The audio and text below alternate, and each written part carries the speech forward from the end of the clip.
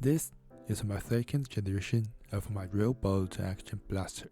After making the first gen blaster, I found many problems that I needed to improve. So this video is my report on how I solved them. I believe you guys have found that this is also a review video. So this means that my blaster still isn't in the good state. I hope my video can help you if you are also making a blaster. Maybe the new problems that I made can be the reference. Okay, at first, I made the sinker blaster shell and it reached the 2.5mm sink. So this time, it was very obvious that I could feel the shell be stronger. In the last video, I found my barrel was not quick after getting the barrel and the shell together. So in order to solve the problem, I gave the barrel 4 link fulcrums. As I planned, the 4 fulcrums worked, and the barrel could fix on the blaster shell very strongly. Then the bolt.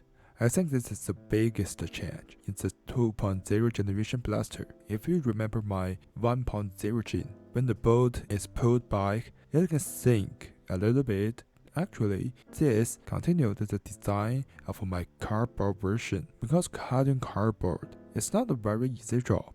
So I had to simplify the structure of the blaster. But until now, I can use my 3D printer to make some more complex parts. So this time, I cancelled the sink mode and made it move straight. As for how to lock the bolt, I added a pin here. When I pull it, the pin could get stuck in the groove. The pin not only can lock the bolt, but also can replace the function of hooking the rubber band. This time, I removed the front hook of the barrel and the rear hook on the bolt. I thought I could have a simpler structure on paper, but to be honest, I don't really like its performance after testing it, because the rubber band couldn't hook on the exact middle point of the pin, and that resulted in I can't pull the trigger smoothly. Usually I pull the trigger, but only the left part left the groove, but the right part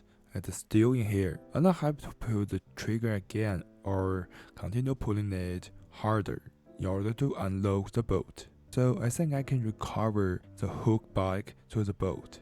Finally, the solved bolt is still a big problem. I still can't shoot it, and it still has the same problem as the first gen. It doesn't fit with the barrel and the bolt. So I'm thinking that maybe I can use the piston system from the 3D painted Airsoft that I made before, using the air pressure to push and shoot the bolt out. In other words, maybe I can mix my real bolt action and the piston system together. Okay, this is today's video. Hope you can like it. Have a good day. See you in the next gym blaster.